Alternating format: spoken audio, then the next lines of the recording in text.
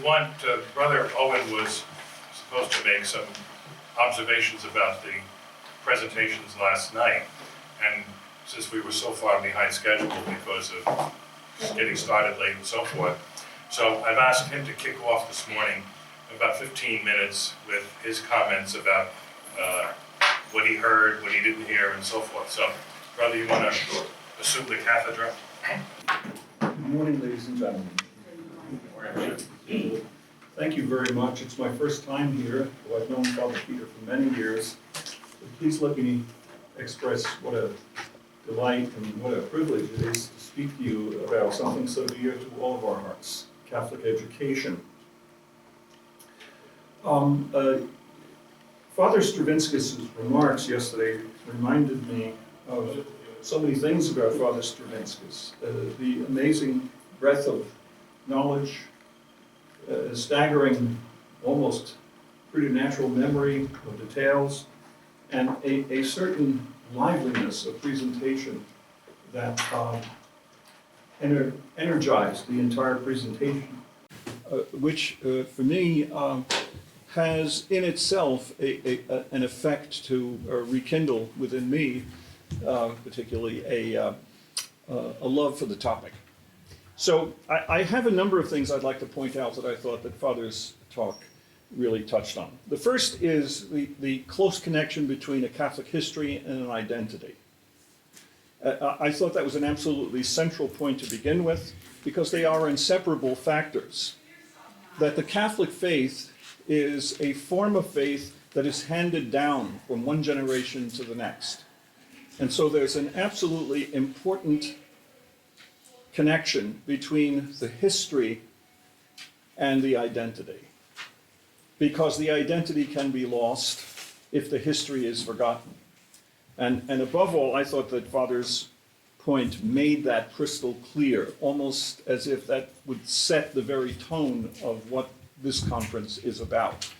What is that living connection between a history and an identity that must be always kept clearly in mind? The second point that struck me in Father Peter's comments were the fact that the Catholic educational experience in the United States emerged to a very great extent, particularly at the beginning, out of the factors of anti-Catholicism. And I believe it's very important to understand that anti-Catholicism is a persistent factor in American life, and always has been. And to assume that that is not a factor now is to make a very grave mistake as Catholic schools go forward, because I think it distorts, to a certain extent, the importance of maintaining an identity. That a Catholic school must know what it hands on, what it embraces, but it must know what it resists. And I thought that Father's point was very, very well brought out. Anti-Catholicism is a protean element in American life. It takes many forms. The most disturbing incarnation of it, if you will, is the latest policy of the governor of New York State, who, oddly enough, comes from one of the finest Catholic high schools in the city, Archbishop Malloy, Governor Cuomo. His performance and his public statements about the what in fact amounts to the legalization of infanticide in New York State was staggering in its arrogance and its threat to Catholic life and what it will mean. And to me, that's another protean form of anti-Catholicism by a man who's ostensibly a Catholic. So Father Peter's point, that second point, was, I thought, significant in a very deep way. Catholic schools and Catholic culture, the third point that Father Peter brought up, what I would describe as an antinomic relationship between what he calls the Americanist tendency and what he describes as the separatist tendency. The tendency of, say, embodied early by Bishop Ireland and the tendency espoused by Bishop Spalding. And somehow how Bishop Neumann sort of was able to integrate, resolve, harmonize those two tendencies by developing the system of Catholic education. And to me, that was a very significant point, because I think the Americanist tendency and the separatist tendency pulls the community apart. Perhaps you could say the Americanist community means that just the Catholic schools are to become just places where children, get along nicely in the hall, but the Catholic identity is really, not that important. Whereas the separatist tendency might be that energy that leads people into various forms of separation. What I know Father Peter has been a strong opponent of homeschooling, but maybe that is, again, one of those elements. Maybe that's part of the separatist energy, and the it could be a reason why that the system of Catholic schools, if you will, is meant to harmonize those tendencies. So I thought that aspect of Father's talk was extremely good. So what about the parochial school system, and why is it important? And why is the towering work of Bishop Neumann so important, and Mother Seton? The idea of creating a system is, as I understood Father's point, is the best way to guarantee that the identity and the history are preserved.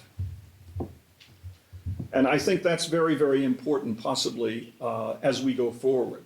How do we preserve the identity and the history points to the logic of the Catholic school system.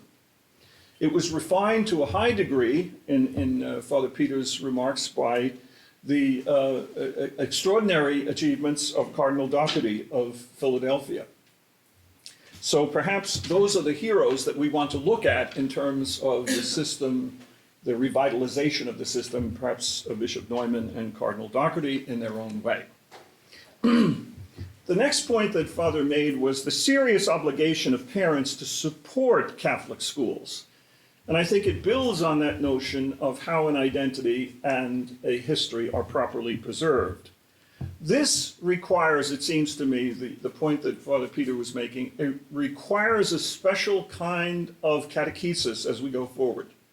The seriousness to support the Catholic school system requires a special kind of catechesis. That's what I was getting from his talk.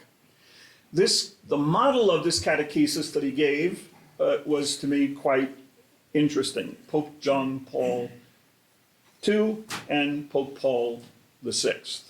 That of those two popes, in their own way, gave a model of how that system could be preserved. And I thought it was very significant, Father mentioning that Pope Paul VI, the two significant Americans that he canonized were great educators, Mother Seton and Blessed John Neumann. So how do we catechize parents about that importance of the Catholic schools? And I think Father Peter's remarks dropped a wonderful question on the plate of this group of ladies and gentlemen that we have to wrestle with. He also spoke about the significance of a Catholic identity. He used the phrase, breathing a Catholic air. In my own school, where I taught in the past, where my confreres have done the best to maintain this, St. Anthony's High School on Long Island, almost 2,500 students, flourishing Catholic high school in a very, we're extraordinary tax records and costs of the school, and yet it's flourishing. Is through an extraordinary commitment to the music program. 1/4 of the students are involved in the musical program, chorus and band. And the whole notion of, Aristotle in the 8th book of the Politics says the model of the great city is the chorus. Diverse voices making one sound. And in some ways, that Catholic identity has to be informed by a model that allows many voices in the school to make one Catholic sound. This pointed to me an important factor in Father's talks is that Catholic identity is not an abstraction. It's not a construct. It's a living reality. And that living reality requires a certain kind of environment, a certain kind of soil in which to grow, so that if you will, the plant can retain its health. Father then provides us what I believe is the proper sense of the soil, and it's what he calls the establishment of an authentic liturgical community. What I loved about Father's remarks, and perhaps the most significant point at this point was the idea that the liturgical community is that which provides the environment where the Catholic identity grows and lives. And to me, that was most important. A context of liturgical culture to sustain the Catholic culture of the school, to make it a living reality. Now, what does that point to? It seems to me the role of the priest. You cannot have a liturgical community without the role of the priest within the school. See, the Catholic Church will disappear in areas where priests are gone. I taught Muslim students at St. Francis College for years, and I would tell them about, we would come to the Confessions of St. Augustine, and I remember talking about Augustine's participation in the Council of Carthage when the canon of the scriptures was firmly established, 393, 395 AD. And I would say to them, there were 300 bishops in North Africa. And a Muslim student, in innocence and honesty, came up and said, no, that cannot be possible. These are Muslim countries. I said, well, all of North Africa were provinces of the Roman Empire. They were completely Catholic cultures. He was absolutely astounded by this. He couldn't understand. He said, no, this cannot be true. I said, well, look it up. So, but what happened to the Catholic Church in North Africa? You essentially wiped out the episcopacy, you wiped out the presbyterate, and the church essentially, into total eclipse. So the Catholic identity requires a presence of a priestly presence to ignite, if you will, the fire of that identity. Technology, resistance to technology, or at least the prudent use of technology. Let me just share just for a moment one of the problems that I've had with the technical culture that has taken over our schools. The very fact that the internet and the various manifestations of technology in a very, very short time has dominated Catholic school cultures and every educational institution in the country, from grammar school to the Harvard Graduate School, almost overnight, should be at least a pause for thought. What's the problem as I see it philosophically? Almost all, and I would venture to say all of the current technological innovations in our culture come ultimately from military research. The internet, GPS, all of that. The close connection between innovation and technology and military research is something that should give us pause for thought. And I thought that was a significant point that Father made in his talk about the prudent use of technology. To embrace the technological culture whole hog, I think presents us with enormous difficulties down the line.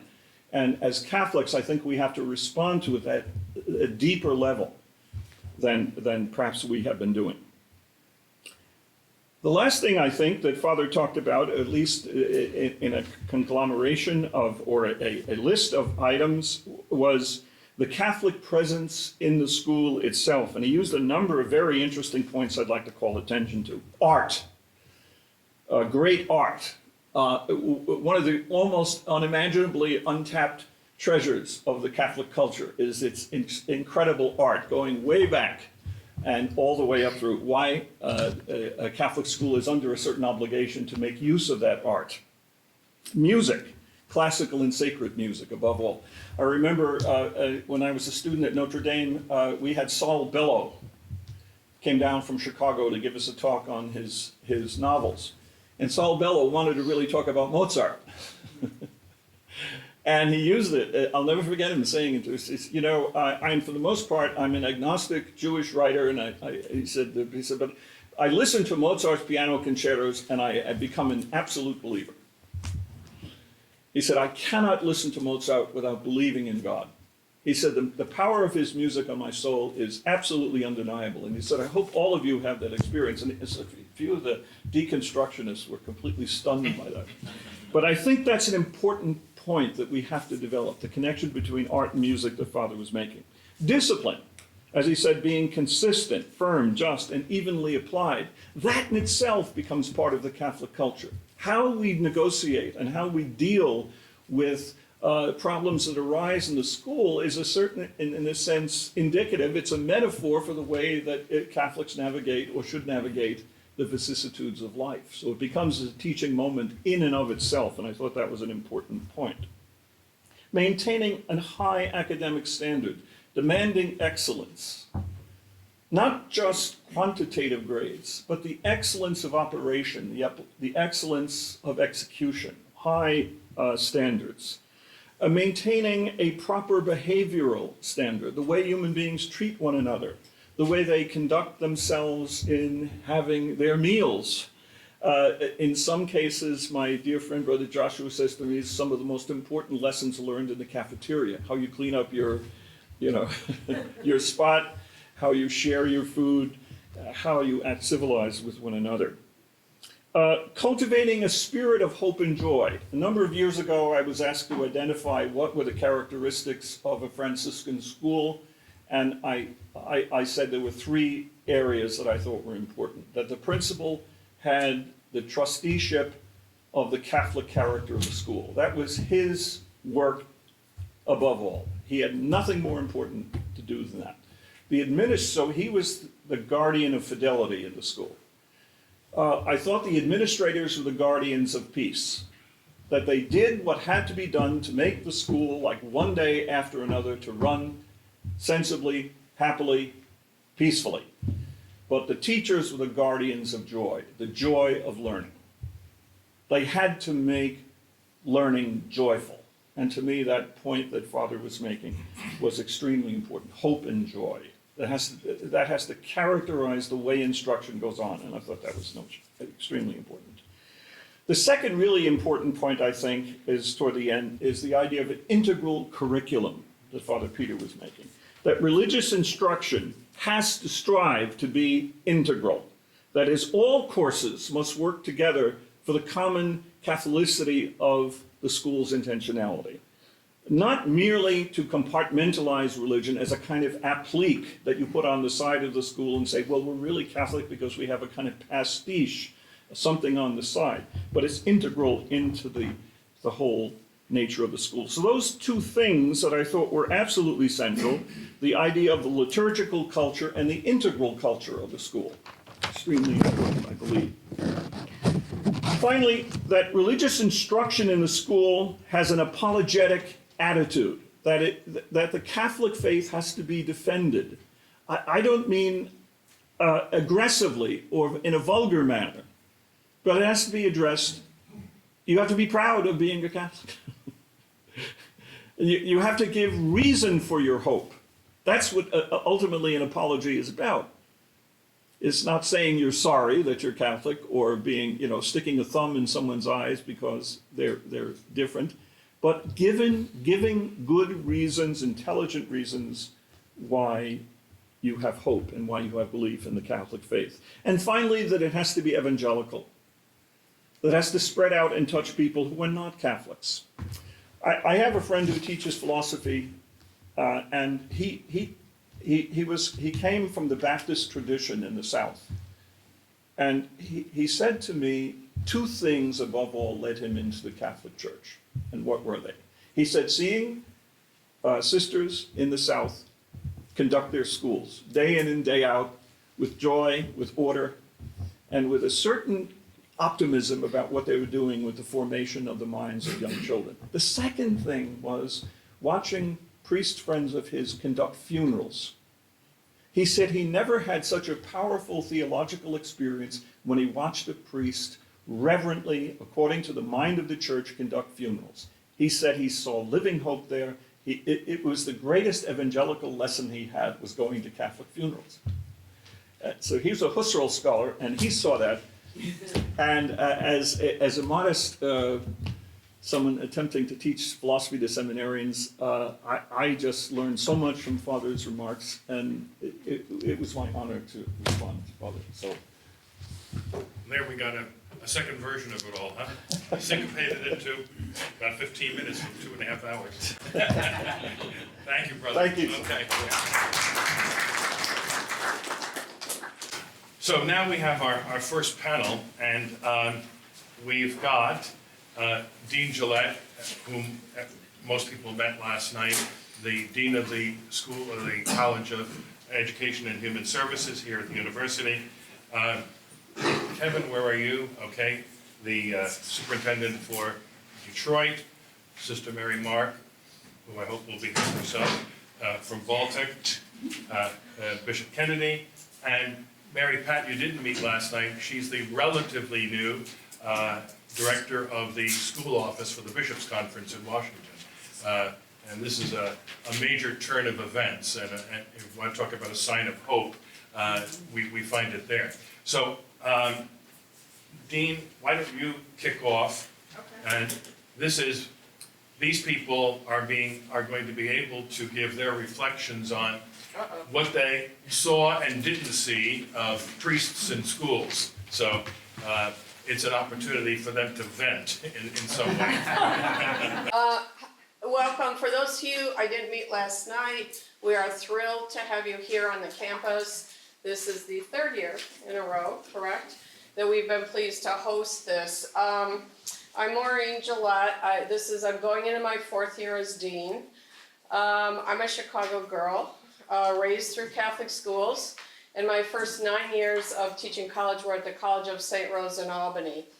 But then I was fortunate to go back to Chicago, but my whole life has been committed to building teachers that will stick and stay in urban schools, and thinking about how that really reflects on what I see happening with Catholic education right now. So probably nothing I say is going to be new after listening to Brother Owen, but I do want to talk just for 5 minutes about, I have a doctoral student. We have, let me just say as a little commercial, and I will send brochures tomorrow, we have a master's degree in Catholic school leadership. And I would encourage you to think about getting your teachers. We took it online last year, so it's offered online. The teachers get the principal license, and my feeling as a teacher, I was a teacher for 12 years, 11 in Catholic schools and 1 in public schools. I never wanted to be a principal. How I ended up in this job, I don't know. This is my 15th year as a dean. But I do attribute it, a lot of what I'm good at, to my education in Catholic schools. Whether or not your teachers use that master's degree to become a principal is not the point. It's that my little talk here today is going to be about how do we build strength and consistency in Catholic schools and try to stem the tide of what's happening right now. And so I want to talk about my students' research. So we have a master's degree in Catholic school leadership. It is in seat every other year and online. The online portion includes residency, where teachers would either come here to take 2 specific courses in Catholic school education, or if we've got enough teachers in a location, like we're building a cohort in Chicago, we will go do the residency face-to-face in Chicago. So I'll bring some brochures about that model tomorrow for you, and I hope you'll consider it. I currently have a doc student, I mentioned last night, who is assistant superintendent in the Archdiocese of Chicago. So one of my goals when I came here was to really look at what's happening in Catholic schools and what's the role of Seton Hall in helping to preserve and strengthen and build Catholic schools. So not only did we take the program online, but we are trying to recruit leaders from Catholic education around the country into our EDD program, which is also mainly online, but with an executive residence. And they're here now, and I might pop in with Elise. Her dissertation that she's working on, we've been really working, I've been really feeding her church documents, because her literature review, right now she's working on methodology. Her dissertation is around what makes Catholic school principals stay and what makes them leave. And so as she started, she had this general notion from being a principal and being a Catholic school teacher and working at the Archdiocese office in Chicago about principals in general. And one of the things I see, and one of the problems, is people who come into Catholic education don't always understand the history, the things you talked about last night, and why they're there. So her initial draft of her idea and her lit review was based around academic excellence and building academic excellence, which is certainly, as we all know, important. Very little on faith formation. Nothing about the parish priest. It was really about why do principals stay and why do they go. So we have, it's amazing how far she's come in a year. So she's doing a narrative, qualitative ethnography of 6 principals in Chicago, and I'm requiring her to also interview the parish priest. So she's only, the limitation of her study, she's only chosen places where there is still one parish with a priest and a school. So she's not into all the chopped up situations that's happening around the country, because we really want to look at consistency and stability. And so she's using a triangulated method that I want you to think about, that looks at who the principal is, who the pastor is, and what is the context. Because in order to get those parents hooked in, like brother and father were saying, we have to pay attention to context of where the parish sits and who you're serving and what are the needs of those parents and communities to get them hooked into the school with their children. And so this really comes from my background in working with in 2 different Catholic schools, the first for 9 years and the second for 3 years, with one priest who, to his credit, saw that the school was a war zone when he arrived. It was not a peaceful, he was not the peacemaker administrator that brother talked about, and the teachers were not the guardians of joy. So he came in and he fired everybody. And he allowed them to interview for their job back, but you can imagine how that went. So I walked in as a first-year teacher to a school with 2 grades, K to 8, a new principal, and all new teachers. And the first 2 years were hard. After he did that initial move, which I think was brilliant, he sat back. And I'm not sure that he understood how his role impacted what was going to happen. He left it to us, half of us who were first-year teachers who didn't know anything. Then I moved to a new Catholic school in Wisconsin where I was going to graduate school. And that priest was the maker of peace and hired people who were the teachers of joy. And let us do our job, but was very involved with the children. And so I view that role as essential. You can't abdicate your responsibility for being the leader of that school and that parish and being the conduit with the diocese, for being sure that you get what you need. But this culture part is also important in thinking about why those principals stay and why those teachers stay and why they leave.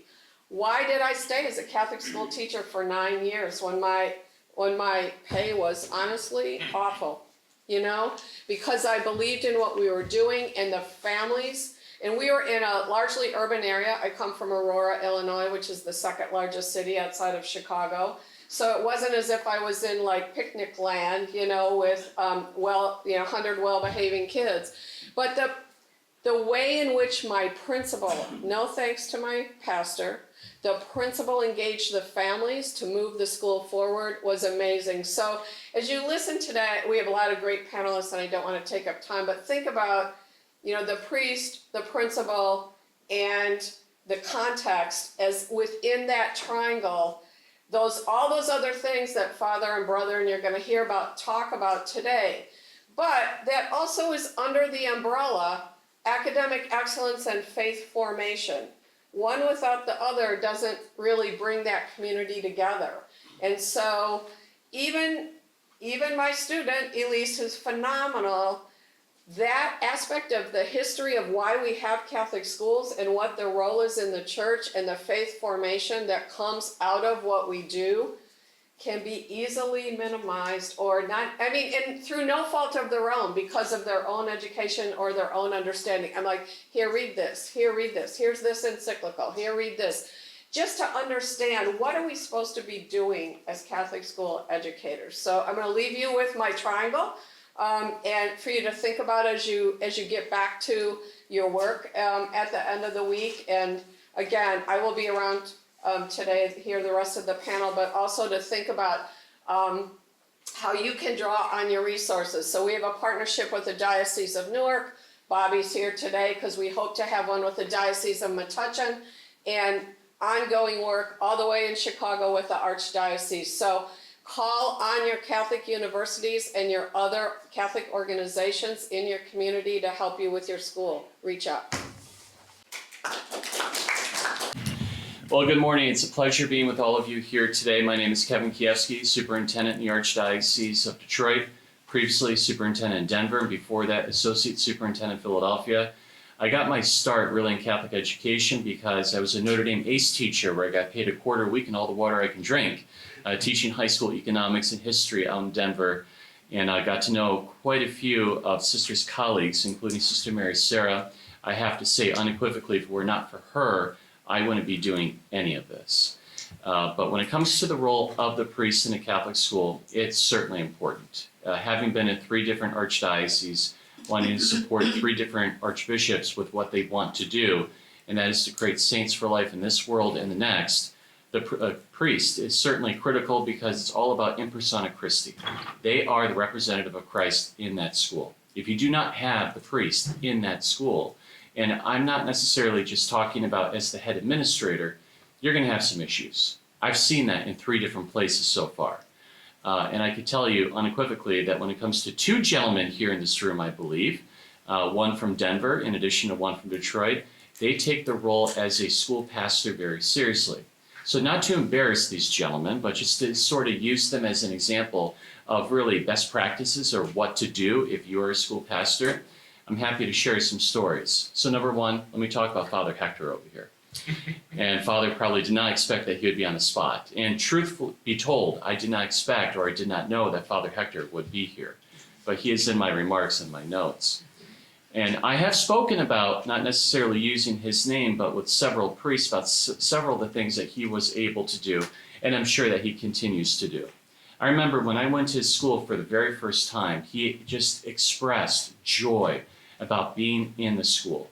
Not just walking through, but for example, when it comes to Father, he's actually the individual to pass out the report cards. When it comes to every single prospective family, generally, he will meet with them just to say hello. He is not afraid to promote his Catholic school in his parish masses. He's happy and he is unapologetic about his school being Catholic. And I have to say that is why St. Therese is probably one of the more successful Catholic schools within the Archdiocese of Denver. I'm sure that's still the case today. Another gentleman I want to point out, he's in the other corner over here, Father Brian Hurley. And I got the pleasure to get to know Father Brian Hurley over the past, over a year and a half I've been in the Archdiocese of Detroit superintendent. He takes Catholic identity very seriously. And in fact, I was with Father Brian Hurley, or Father Hurley over here, last week on Wednesday. Is that correct, Father? And I was able to have a dialogue with several parents that had concerns about where the school would move. Long story short, and I'm an attorney by trade, so I know what to say and what not to say. We had to make a decision about the direction of the school, and we had to change exactly what the leadership would look like over there. So Father Hurley did something I think a lot of other priests don't necessarily have the gumption to do, make a tough decision. And he's willing to stand up to any type of criticism in order to defend the Catholicity and the direction of the school. We know that we say, hey, we have to move in a different direction. But fundamentally, when you take a look at all the different facets involved in that different direction, it's about preserving, maintaining, and promoting the Catholic faith, mission, identity of the school. And he has done that remarkably well. And I'm only looking forward to so many other good things to come from his school, Bishop Kelly, which is pretty much all the way on the north end of the Archdiocese, right by Port Huron, where you could cross over into Canada. But my experiences with Catholic pastors of schools is this, that not only are they critical and they have a lot of responsibilities and duties, but the Archdiocese or the diocese in question has a serious responsibility in assigning the right gentleman to the right job. I can say that in the Archdiocese of Detroit, one of the first things I discussed with Archbishop Vicaron is that if he's going to take his duty seriously, which he has and he will continue to do, to make sure and maintain the Catholic identity in our schools, he has to be methodical and intentional about how priests are assigned. So I asked, when it comes to the priest assignment board, hey, he's the Archbishop, he wears the mitre, but I like to be in that room in order to offer comments and feedback, and also from time to time when prudent recommendations. I could tell you that he said yes. I've been in those rooms, generally as the only lay person in that room, and of course we're sworn to secrecy, but I can tell you that I've been very pleased with the results so far. If we don't have a gentleman that wants to be in a Catholic school, they really shouldn't be there. And the reason being because in terms of, not that they would do anything to destroy the Catholic school, but when we're looking at trying to promote the Catholic school to make sure it's going to be going well in the future, they could either intentionally or perhaps subconsciously jeopardize those efforts. That's a very, very big problem. I've seen it time and time again in a handful of places. Without giving names in addition to locations, and also to be charitable, I'll just say that when I arrived in Detroit, we had the majority, certainly not, but a sizable minority of pastors that had sort of a bad outlook on Catholic education. And I can't necessarily blame them because the Archdiocese, through various times in its history, has not taken Catholic education seriously or serious enough. But working with them, I think we've been able to change quite a few minds. It's amazing. I'll share this really quickly. I still remember the first time I was presenting in front of the Presbyteral Council, and it was just to say a quick hello to the Archbishop, the 4 auxiliary bishops, in addition to the other Reverend Fathers and Monsignors around the table. Father Brian Hurley, I believe, was on the Presbyteral Council at the time, so he could testify to the truthfulness of what I'm about to say. But I said hello to everyone, and then a few of the auxiliary bishops asked some polite questions, in addition to a few of the other priests. But they said, why are Catholic schools worth it? I said, let me just give you some things to take a look at. And, from the top of my head, and I think that every pastor, every principal, and certainly many teachers should be able to talk about why Catholic schools matter.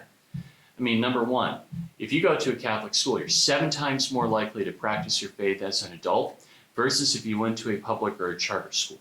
And that comes from the University of Notre Dame recent research, in addition to Georgetown University. It's great. And they were like, I had no idea. And I'm like, well, if you gentlemen had no idea, what about the rest of the presbyterate? What about the parents? What about the principals? What about, frankly, the teachers out there? They want to know. You're going to earn 14% more over the course of your lifetime if you went to a Catholic school. And if you're a child of color or you're a minority child and you go to Catholic school, you're 2.4 times more likely to earn a baccalaureate degree versus if you went to a public school or a charter school. I mean, the government schools, using that terminology, I'm a product of government schools myself, unfortunately. They do okay depending upon where you're at, but they're nowhere near great. And frankly, our Catholic schools are great places, and we need to have those pastors firmly, not necessarily being heavy-handed, but firmly in charge of the Catholic faith, mission, identity. Some places I've gone to, and again, both of these are kind of recent examples, but again, out of Christian charity, I will not mention the locations or the names. On one end of the continuum, I had a pastor that was very heavy-handed, micromanaged every single little thing going on in that school, did not allow the principal to be a principal, would usurp the principal regarding decisions regarding academics, discipline, everything. He sort of thought he was the principal. And again, I sort of think of our priests as frankly having a lot of responsibility in terms of anointing the sick, celebrating Mass, hearing confessions, and doing everything else. They should be there to safeguard, to sort of be there from the 30,000-foot view. But I could tell you that situation did not end up in a positive situation or overall. On the other end of the continuum, we have the removed pastor. And we know these gentlemen. I've seen quite a few of them. where, okay, I'm just going to give everything to the principal. You got a problem, you let me know. And what is the principal going to do most of the time? They're not going to talk to the pastor. They're not going to tell him anything. And then something becomes so outrageous or so blown out of proportion, perhaps, then the pastor just gets annoyed and says, I'm going to fire this individual. The pastor-principal relationship is so important. The academic literature and the research have indicated as such. I could take a look at one place in the Archdiocese of Denver, St. Rose of Lima, where, frankly, you had a great pastor, a great principal, and that principal now is superintendent in Denver. He succeeded me, and he's great. I think, frankly, if you have the right team in place, everything else will be fine. So that's why, for example, in Denver, and we now started this in Detroit, we have the Principal Formation Institute.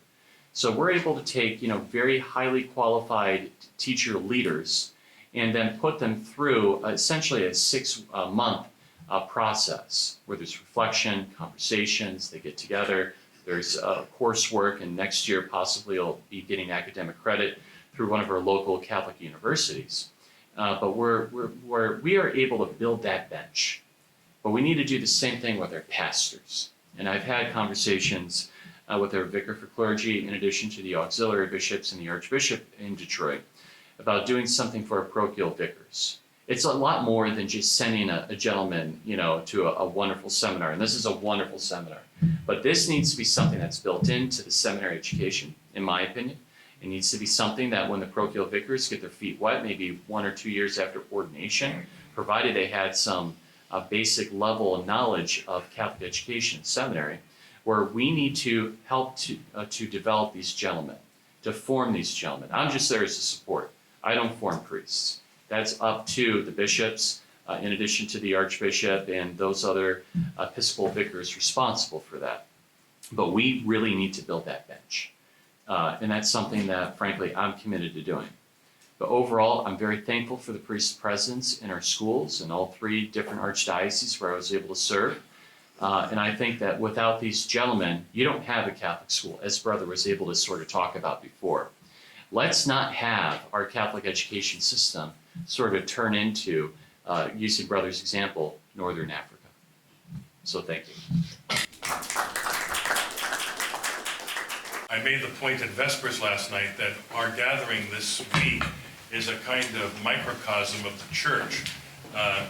We have a bishop, we have priests, we have a deacon, we have a brother, we have sisters, and we have laymen and laywomen.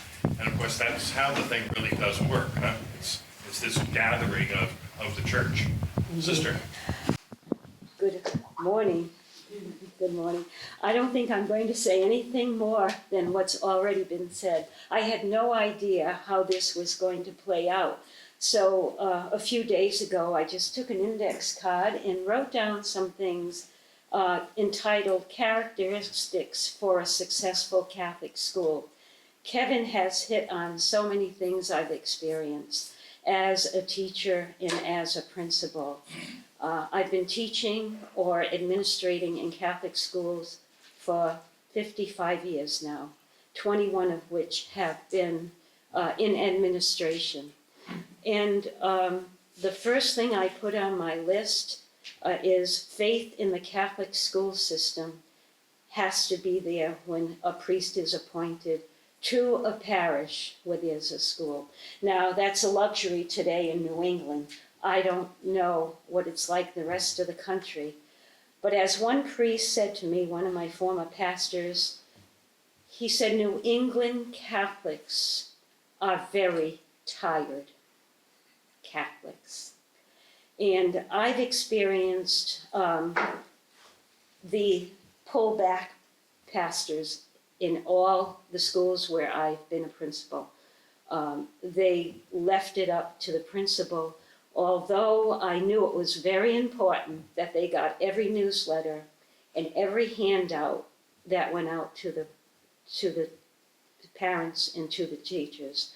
They were always invited to faculty meetings. They were always invited to our Monday morning prayer services. Many of them came, and that was very important.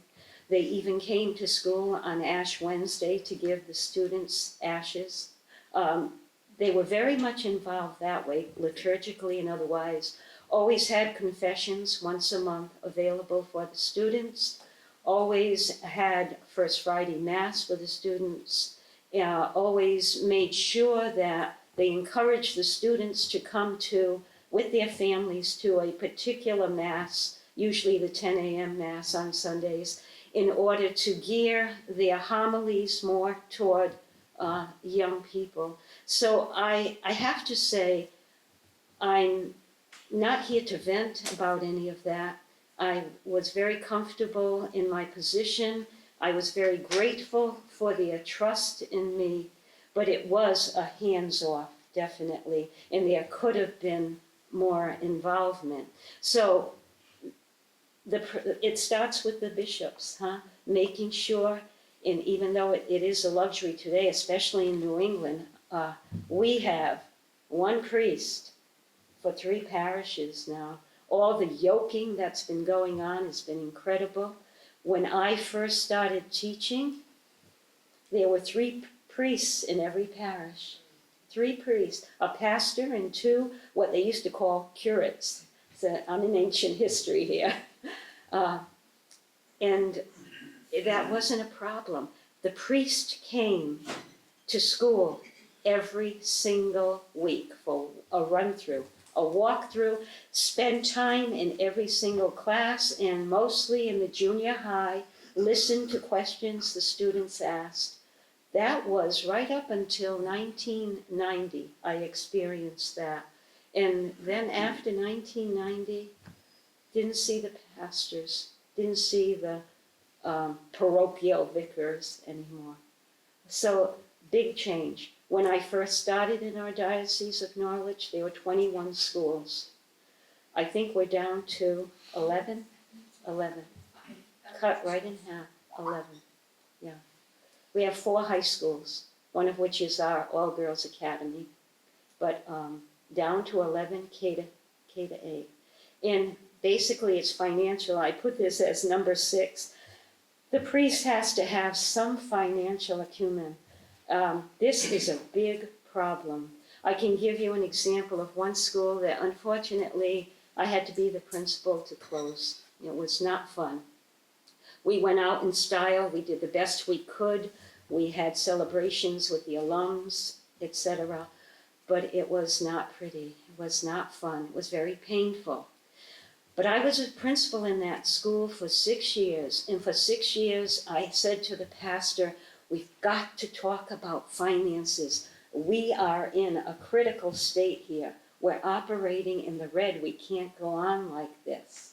And yes, sister. Yes, I understand that. Yes, but if I had the money, I would give it to you. So we went on like that for 6 years. And then I was transferred to another school, and I was asked to come back to this school 10 years later. It actually survived 10 years, which was remarkable. And they were hoping that I could bring it back. But I looked at the budget in August, and I said, no way, no way. And by December, it was pretty definitely a decision to close the school. And we kept on until the end. We graduated the students. We involved the 7th graders as much as possible because they had been in the school for all these years. So there are heartaches closing the school, and I bet every one of you in this room know about that. You know a school or you've been involved in a school, and it really comes down to, seeing the red flags. Even though it's not all about money, you need money, reality, to do what has to be done. The second thing I put down, and I will go through these quickly, I'm conscious of the time, that the pastor or the priest who's involved in the school delivers the message with honesty and simplicity. I love to hear truth spoken no matter what. Truth spoken no matter what. That's what we need to do. Kids today do not want phonies. Actually, never wanted phonies. And number 3, you've heard this last night, you are going to hear it again. Number 3, Catholic identity. Insist on it. We will not staff a school if the Catholic identity is not there. The Sisters of Charity will not go there. And if the Catholic identity is lost because of the administration changes, we will not remain. That's a very important decision that our council has made. I think involvement, and that's been talked about quite a bit. Like I said, it used to be, weekly visits, but now it's come down to the sacraments pretty much, and sacramentals.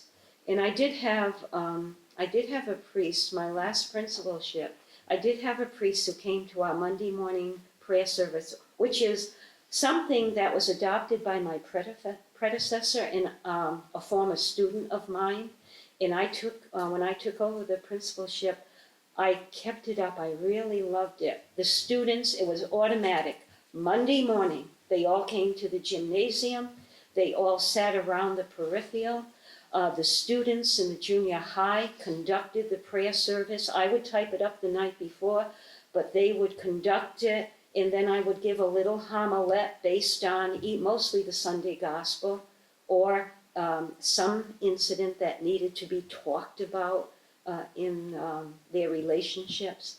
And we pledged to the flag, we pledged to the cross, we sang a patriotic song, and we had the Jesse tree at Advent time. Things like that are so important, and it builds community. So, and it was nice when once in a while the priest would attend. So that was an important part. And then the last thing was financial, but number 5, hiring policies. All staff needs to be on the same page, theologically and philosophically. I know there are seminaries and there are seminaries.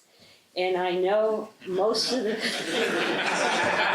don't have to say anything else. There are seminaries and there are seminaries. And now I know our own bishop is sending a lot of our young men to Emmitsburg, St. Mary's at Emmitsburg. I'm not here to do a commercial for them. However, I'm seeing the product that comes out of it. One of my former students was ordained 2 years ago, and we're happy to have him come to our academy for First Friday Mass every once in a while. And I'm very impressed with the reverence with which he says Mass, the homilies he gives. As one of our Protestant students from the Bronx said, "Sister, he makes us listen to him." That is a real compliment. That's a real compliment for a priest. So teachers of religion, social studies teachers, and psychology teachers in high school especially, the pastors and the principals, whoever is involved in hiring, really needs to know them, where they are theologically, where they are philosophically. And that's pretty much all I have to offer. I thank you for listening. Mary Pat? Thank you, Father Stravinskas, and thank you for inviting me. My name is Mary Pat Donoghue, and I'm currently the Executive Director of the Secretariat of Catholic Education at USCCB. I've had a 29-year career in Catholic education, and only Catholic education. I was a teacher, a vice principal, a principal. For 2 years, I was a consultant for the Institute for Catholic Liberal Education, which took me all over the country. So I got to see Catholic education up close in a lot of different settings. What I want to talk about today in terms of the role of the priest in the school is through the lens of something I'm seeing in my office, which is an almost unanimous understanding that our Catholic schools need reform. Everyone agrees with that. Something must be done. But that's where the agreement ends. And I think it's an important time for us to think about acknowledging that our schools are sick. There's an illness here. but spending the time to correctly diagnose this. What I'm seeing is a lot of coherence around this idea of Catholic school reform being linked to the governance of the school. This is a big buzzword, governance, and everyone wants to talk about this. Now, there's probably some good reason to explore this. You know, the parish school model began in a much simpler time. Now we're in a situation, as Sister pointed out, where we have a scarcity of pastors. Your K-8 elementary school has a $2 to $3 million annual budget, and all of the legal difficulties surrounding employment and liability with students. So there is probably a good reason to look at that. Now we still have about just under 67% of our K-8 schools with some parish affiliation, but that is dropping as more and more schools move to a governing board model. And this is, I think, where the role of the priest has to be protected, defended, and put forward in whatever new governance we may arrive at. The church has both rights and duties with regard to Catholic education. And one of its duties, of course, is to safeguard the purity of the teaching and the fidelity to the church. One of my concerns in this governance reform effort is that we will effectively cut the priest out of the equation, and that there really will not be anyone to witness and to protect that. And we are an incarnational faith, an incarnational church. This demands visible sign. As Kevin talked about, priest as alter Christus becomes that visible sign for students and for teachers. And this is a direct link of that school to the church's salvific and evangelical mission. My concern is that as we move to governing boards where you have people with financial expertise and legal expertise, there isn't enough of an emphasis placed on the need for authority. When I started talking with you, I talked about this, unanimous feeling that our schools need reform, and that people were cohering around one idea. I was having a conversation with someone just last week in my office, and they said, well, we're going to develop some benchmarks for schools to examine their governance. And I said, oh, okay, well, what are you looking at? And they said, well, we thought we'd look at enrollment. Is enrollment dropping? How are the finances? Are the finances struggling? And I thought, well, yes, those are all signs of the relative health of a school. But my concern is that you've immediately leapt to a cure that may not be what ails the school. I'll talk a little bit more about this tomorrow, but I was principal of a parochial school, one parish-supported school, St. Jerome in Hyattsville, Maryland. And it had dropping enrollment and rising debt and just about every sign of sickness you could imagine. The problem was not our governance. The problem was our substance. Our curriculum, our fidelity to teaching, our personnel, as Sister mentioned. Personnel is policy in Catholic schools. All of those things needed reform. When we went in and reformed around curriculum and teachers and fidelity and integration with church teaching, the school skyrocketed. It was dropping. Today it has over 400 kids and wait lists in every grade. It was not a governance problem.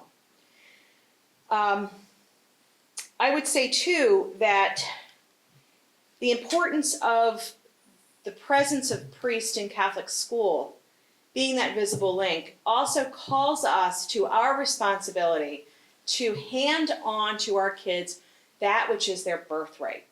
And I think we are looking at the fruits of a couple of generations where that has not happened, right? So I would really urge, it's easy to get into the rabbit hole around finances, leadership, governance, and I'm not saying that they're not important.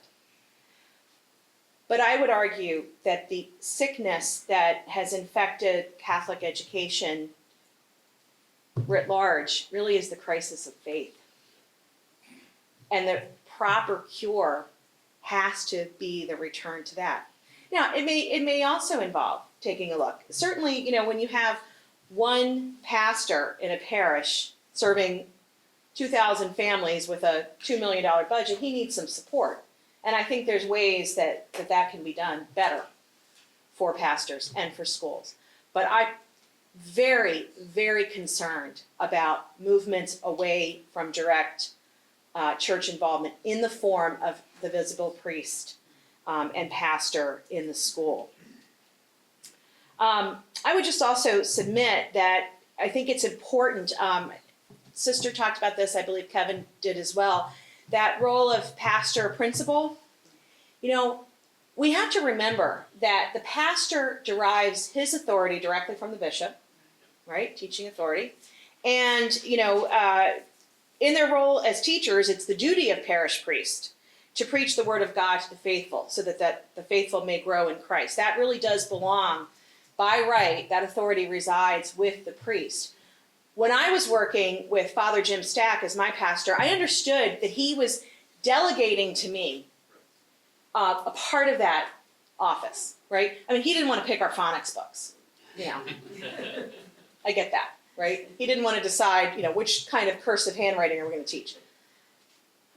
But my understanding of that, and then my teacher's understanding of that, as Sister said, the importance of the theological and philosophical unity, all of this collective understanding of the fact that that school is an extension of the parish, which is an extension of the diocese, also then helps to cultivate for the students an understanding of what adult life in the church looks like.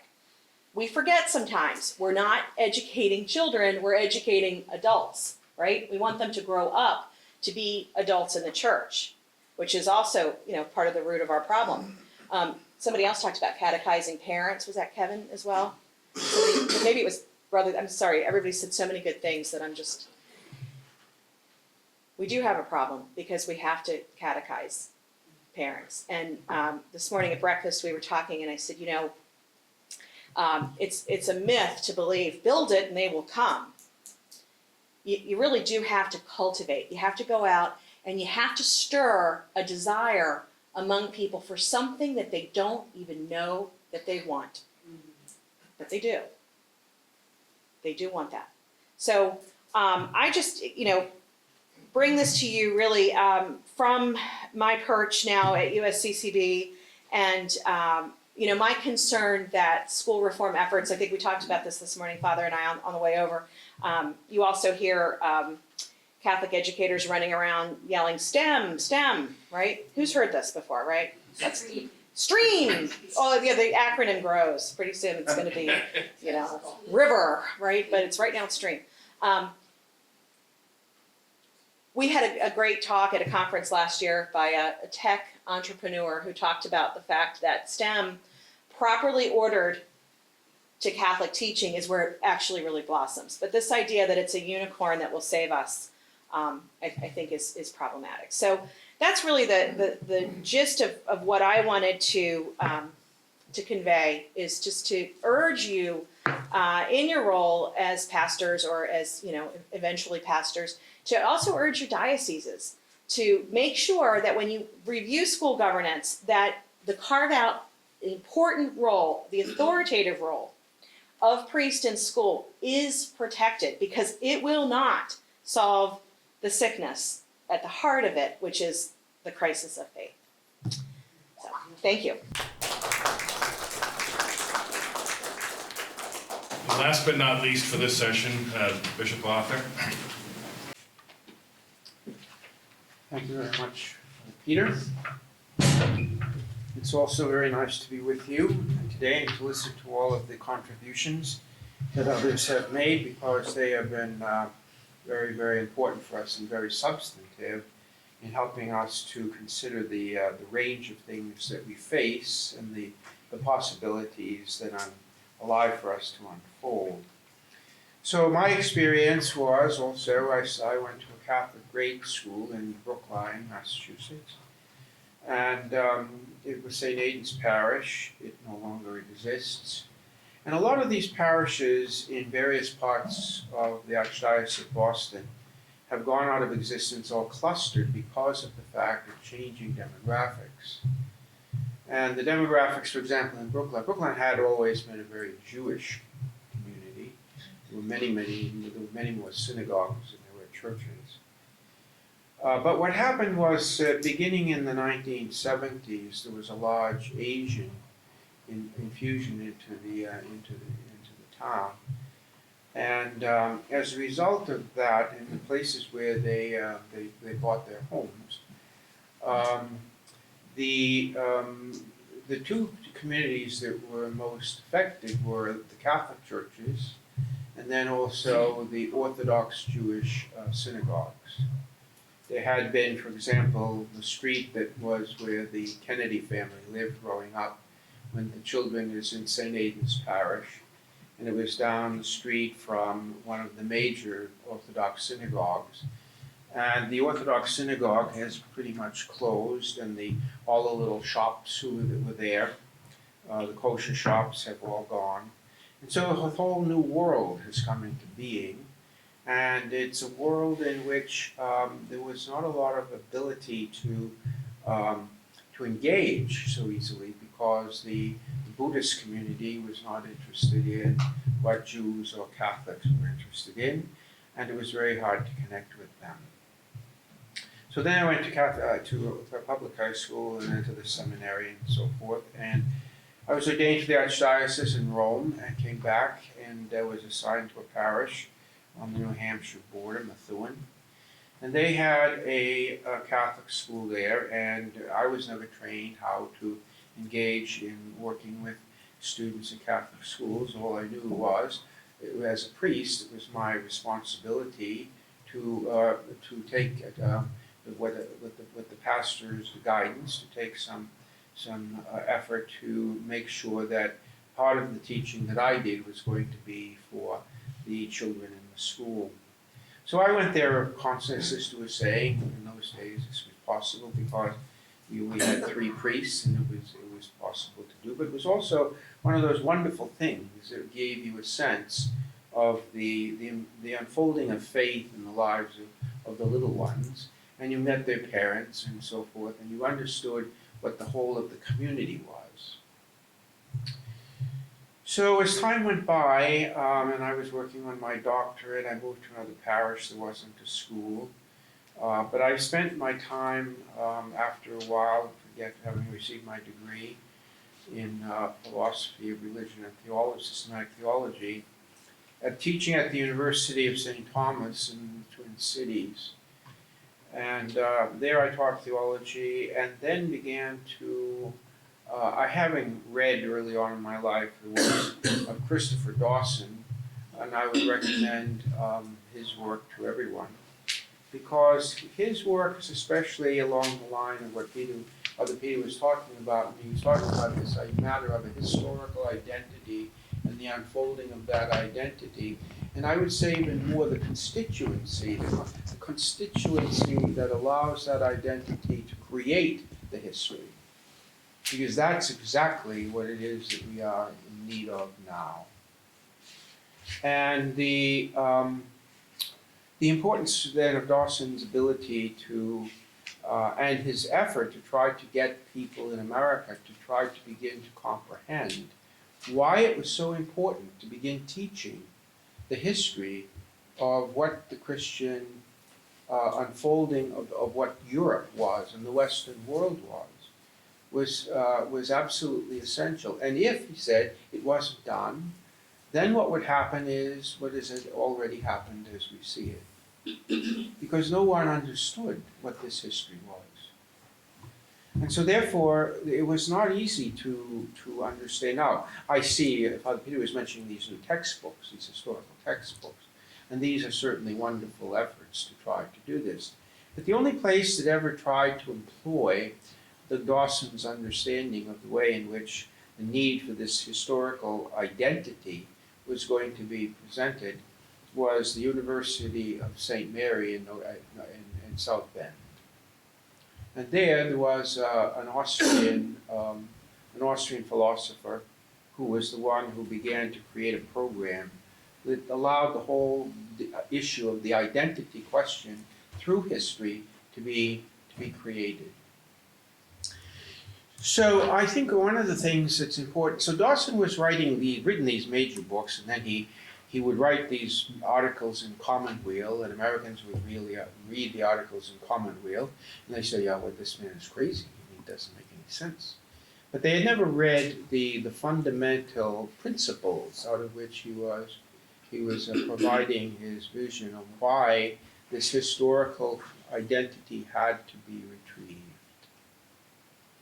Perhaps we are on the way to that now, and it's never too late.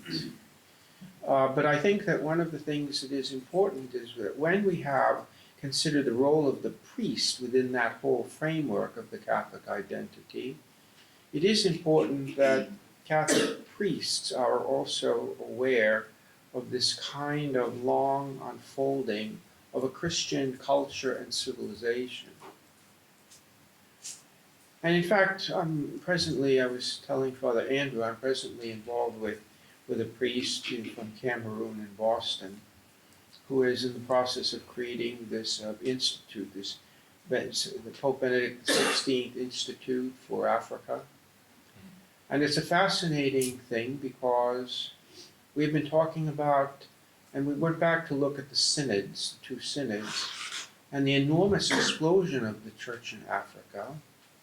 And we see the way in which the importance of education and the wonderful way in Africa that the catechetical program was developed to the laity, and using all of the resources that they had as best they could, they created this remarkable unfolding of the faith that created the liturgical communities, that created the way in which the church was capable of taking hold within the hearts and minds of the African people. And so the two synods that John Paul II had, the first one, it was on the attention to the evangelization. The second one under Benedict was, how does the evangelization translate itself? In other words, what is the enlightenment that faith brings to a world which is also trying to determine how to structure the way to live? How do you structure the way to live out of not just a technical rationality, but also out of an enlightenment that faith contains, providing for the genuine authenticity of people discovering the mystery of God and living it out within their hearts and within their liturgical life and their prayers, and their slow unfolding of a Christianized culture that will not be perfectly Christian because, of course, it's filled with Islamic communities, but it will nonetheless be capable, it seems to me, of being able, because it is now self-consciously aware of what is the next step that will be important. And this will begin in the seminaries. It will be for seminarians and priests, but also then for the catechists and for ultimately the laity. And how will it spread? We don't know. But if it's of the Spirit, it will certainly grow and be successful. I think the importance of the priesthood in the school is absolutely essential, because the priesthood strangely carries, when we think of the priesthood, we always, of course, think of the priesthood that we have received, the priesthood of Christ Jesus. But we are reminded in the ordination of priests about Melchizedek. It's in the order of Melchizedek. Melchizedek was a natural priest.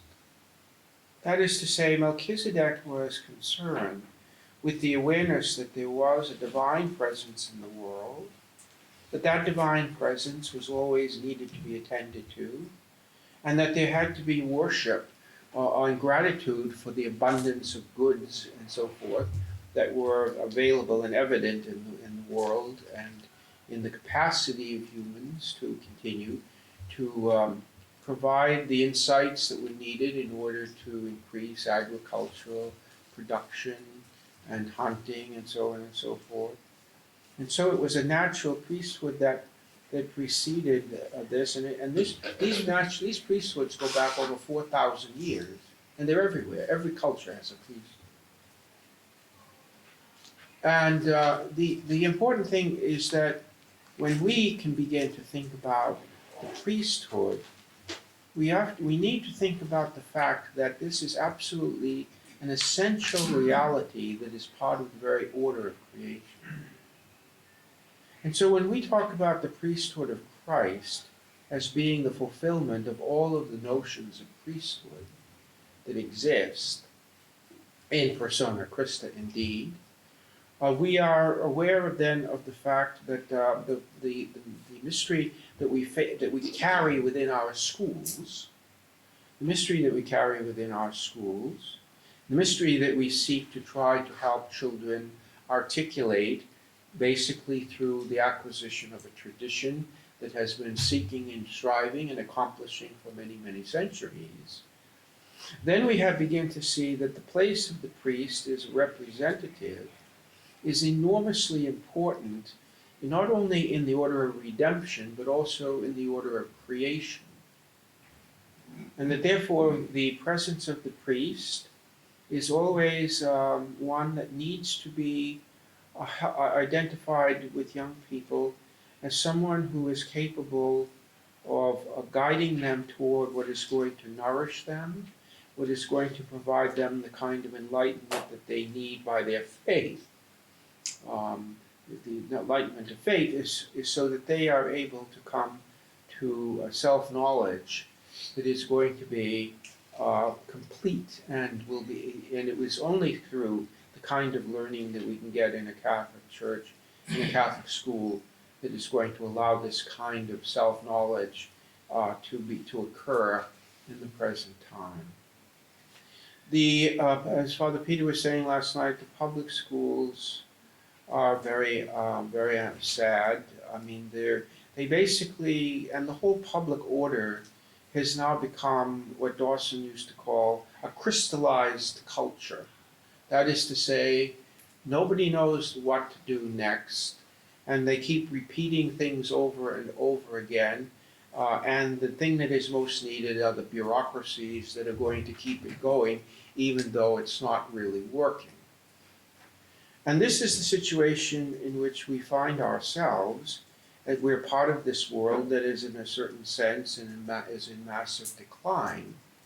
And its reason for massive decline is because it cuts off and truncates the whole dynamism of the human subject, the human self, the human quest, even in its most natural forms.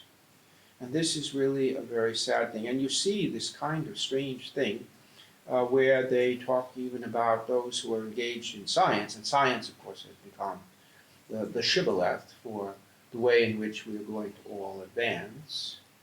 But the difficulty with science is it's always done under a form of some ideology or philosophy, and therefore it's not necessarily going to get us out of anything at all, because the ideology is going to control whatever it is that the scientific operations and methodologies undertake. And so, as a result, we really see why it is that Catholic schools become so absolutely essential, not only to our lives as Catholics in the Church, but also for the goodness and well-being even of the world itself.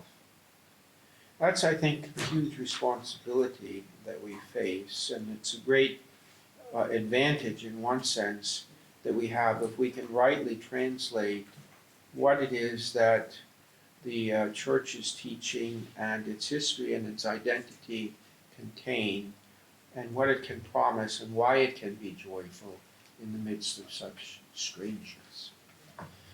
So I think that the role of the priest in the school is absolutely essential. We tried in the Archdiocese of Boston I worked with some of the people in the vocations office to see if we could get something along the line of what Kevin was talking about, to see if we could get this way we could identify certain young priests who are interested in the schools and want to be a part of the unfolding. And I had some of them do studies of what was going on in other major archdioceses and so forth. But we have a strange process of how things get processed in our archdiocese. And so we had this wonderful meeting, and everyone was quite excited about it. And they were going to interview various priests for parishes where there were schools.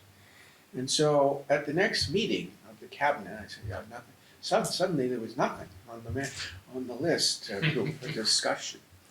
And so, so I one day said to the cardinal, I said, we haven't heard anything more about this very good idea. He said, well, we're still studying it. So who knows what may happen to it. But I think it's very important that we continue to pursue as much as we can. And there are such, many of these young priests are so good-willed, and they are committed to the Catholic schools because they know that this is one of the places where their teaching is essential in order to help young people come to the self-understanding that arises as a result of the gift of revelation and faith. And the other thing, and I'll conclude with this, I think one of the other important things that we need to try to convey, especially in our religion classes, and I very much think the integration of the disciplines is absolutely essential. This is one of the things when I was at the University of St. Thomas, we engaged in constantly with when we would have these programs for Catholic school teachers. And I found this rather fascinating work done by a sister who had been working in the Archdiocese of San Diego. Her name was Gertrude Sullivan. And Sister Gertrude had put together this incredible integrated account of what all of the disciplines covered from grade 1 through grade 8. And then she linked all of the ways in which the religion classes could connect with all of those disciplines, and what it is that they could bring up and talk about as related to what they were learning in geography or in history or in literature and so forth. And that is, it's a wonderful thing if that becomes the way in which a community of teachers really commits itself to the full flourishing of a Catholic educational vision. But then the final thing I want to talk about is what I think is important in the religion class.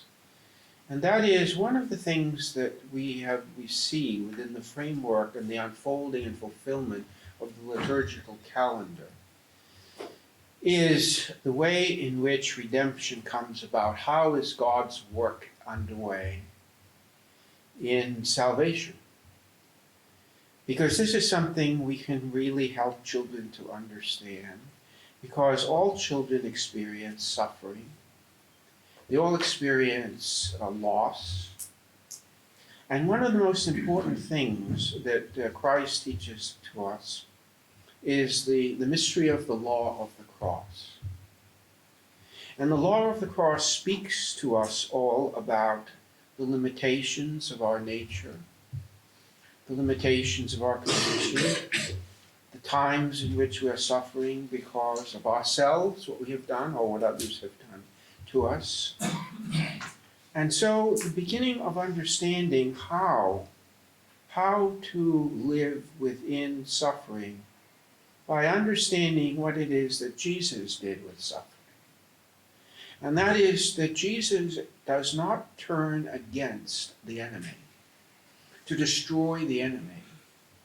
But the law of cross is to take suffering up and to appropriate it and to endure and live through it, only because Christ was able to do this and to show us the way. But I think in the light of the sufferings that we see within even so many young people today, some understanding of how to engage as a Catholic the mystery of Christ's teaching to us about suffering and the way in which in our suffering we carry out and bear his cross in our time in which we live. So those are my thoughts, and I greatly appreciate what Father Peter has done in this work of bringing us all together to think about the various components of why Catholic education in our parishes is so crucial, and how do we figure out the governance questions and so forth. Must always have behind it that vision of the fact that we have been given an enlightenment. It's not the Greek Enlightenment, it's not the European Enlightenment. It's the enlightenment of the revelation of what is God's wisdom. And what Catholic education really is in some way a participation in that wisdom. Thank you.